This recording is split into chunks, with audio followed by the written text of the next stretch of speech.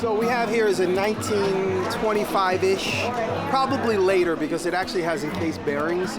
I have another one which is exactly the same except for it has Babbitt bearings. B36, American Woodworking Tools, Bandsaw. That's a lot of words for a title. And Babbitt bearings is what they had before they had roller bearings. And the shaft is encased in like a bed of Babbitt, which is like lead. And you would just make sure you kept it oiled. And when the Babbitt would wear out, you'd re-pour the Babbitt. But this is a few years later. It's right on the cusp of that technological change.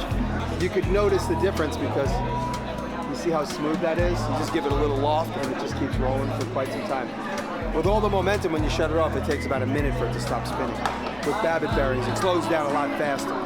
Apparently, I am the third owner of this machine. It's lived in Louisville its whole life. Me and the guys at FirstBuild went to an auction.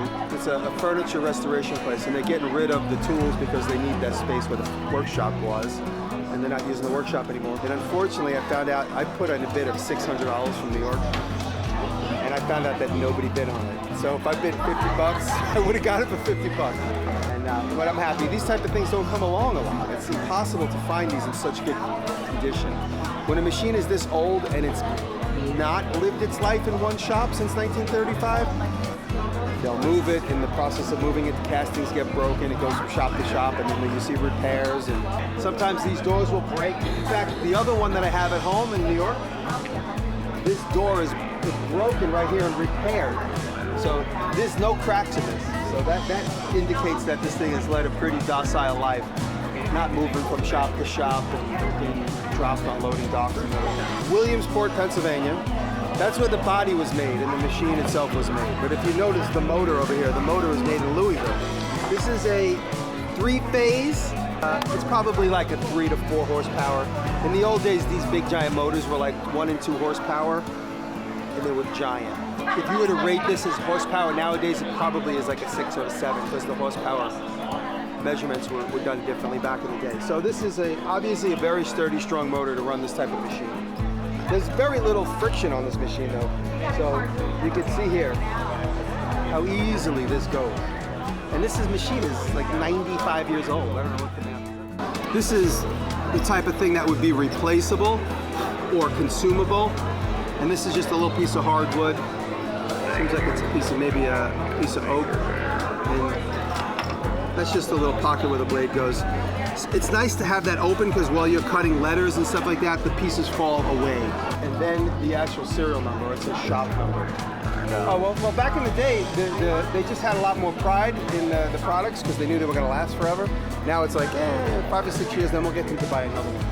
So these are the type of machines that just were built to last in a factory situation, and they don't want to, it's time and money to have to replace the machine. So they took a lot of pride, and you can see their pride displayed here in this beautiful brass plate. The wood wheel on top might be maybe to lighten it, I don't know. I mean, at this point, they're over 2,000 pounds. I don't know if you're going to save a lot of weight. This machine has aftermarket blade guides. It has the same type of guide above and below. Now, I don't know if this was made, these type of things were probably made for these type of saws. So this might be a generic blade guide, or maybe they had it made specifically for this, I don't know. I have the original blade guides, came with the saw. They're a little bit more massive, but these work just as well.